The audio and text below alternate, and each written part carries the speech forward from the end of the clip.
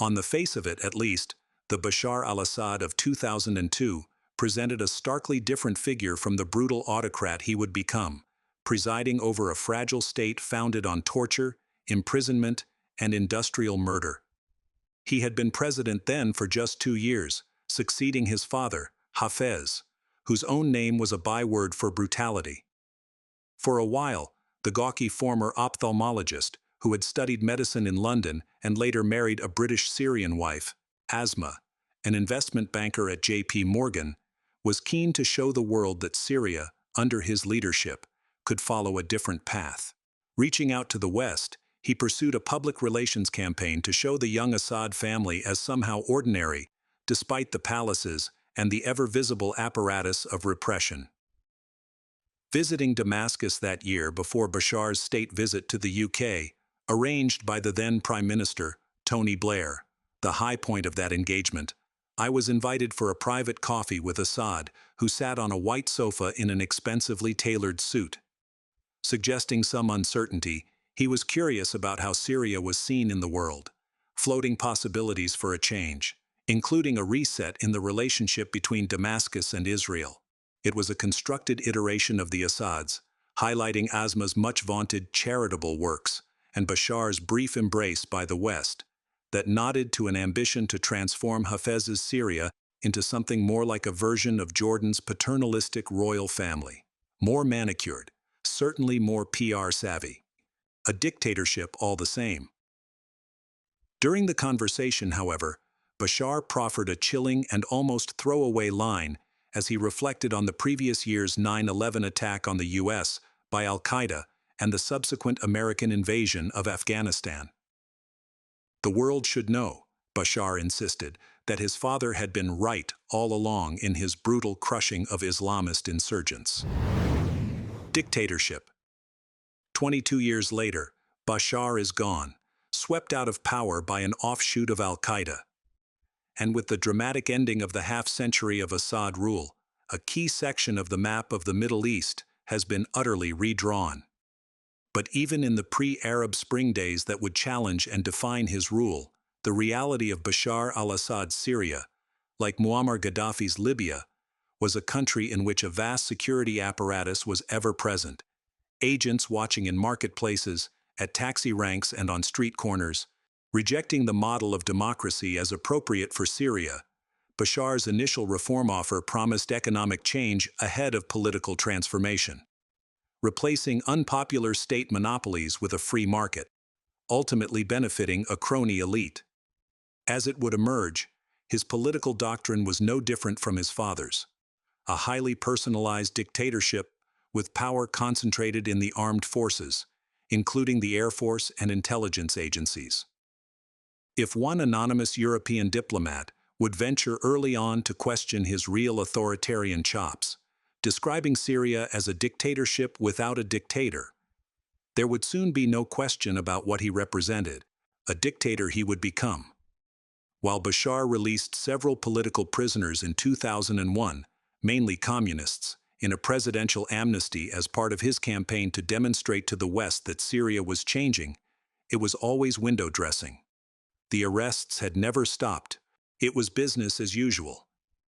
Under threat from the Syrian uprising of 2011, the last pretense would slip, showing a regime willing to industrialize the detention, torture, and murder of huge numbers, including up to 13,000 killed between 2011 and 2015 at Sednaya prison, known as the Human Slaughterhouse.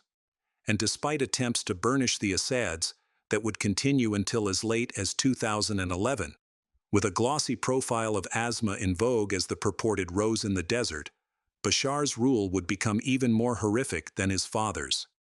It was Hafez, an Air Force officer and Ba'athist organizer, who first participated as a plotter in the 1963 military coup that brought the Syrian branch of the Ba'ath Party to power, who first framed the Assad family values.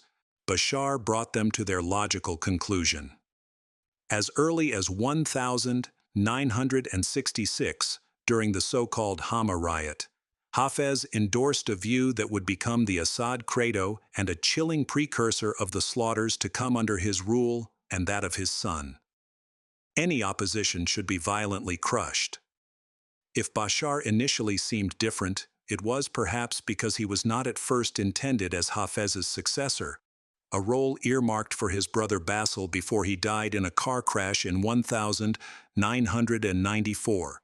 In the aftermath, Bashar, previously little interested in politics before his recall to Syria from London, was personally coached by Hafez on exercising power. By 2011 and the onset of the Arab Spring, the carefully curated image of Bashar and his family as a more wholesome version of the Hafez era, with its weekends spent watching screenings of Western films with friends in their private cinema and meals in Damascus restaurants, had evaporated. Beginning with sporadic demonstrations against the rule of the Assads, the movement had caught fire by March, turning into a revolution. The response was brutal. Security forces under the command of Maher fired on demonstrators as part of an official policy, while heavily armed pro-regime militias known as Shabiha emerged to operate as death squads. And through the years, Bashar would return to the same justification deployed in 2002 in defense of his father, that all the bloodshed was in service to a war on terror, at one point describing victims of his security forces as a necessary sacrifice. A year later, in 2012, leaks of thousands of hacked emails by WikiLeaks relating to Bashar and his family and their contacts across the region provided a rare insight into the deliberations and life of the Assads inside Damascus. Asma, ordering expensive jewelry in Paris. The inevitable PR consultants advising how to appear to be reforming while pursuing a violent crackdown. Key among the revelations that year, even as the first Russian military advisors began arriving to bolster the regime, was Bashar's involvement in signing off on daily orders for the continuing violence, even as a sense of unreality pervaded, prompting Asma's British-based father to question the wisdom of the timing of a New Year's Eve party planned by the couple as Syrians were being slaughtered. One factor was the emergence of Islamic State's self-proclaimed caliphate, centered in the northern Syrian city of Raqqa in 2013, whose horrific abuses eclipsed that of even Bashar's forces, diverting international attention from the Assad regime even as Damascus began using chemical weapons in attacks against rebel centers, most notoriously against Khan al-Assal and Ghouta in that year. Arguments have continued over the years, based on intelligence intercepts, as to whether Assad personally ordered the attacks. However, a statement by the Syrian Observatory for Human Rights, released last year for the 10th anniversary of the two Ghouta attacks, was in no doubt insisting that less momentous attacks had had his approval and that it constituted regime policy.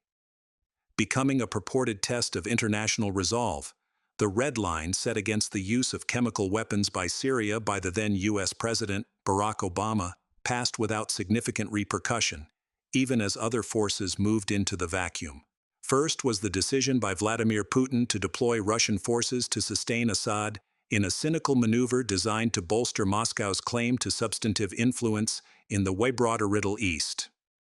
Iran, too, moved forcefully to protect its investment in Hezbollah in neighboring Lebanon, sending advisors and backing the deployment of Hezbollah fighters on behalf of the Assad regime, stabilizing rule in the areas it controlled.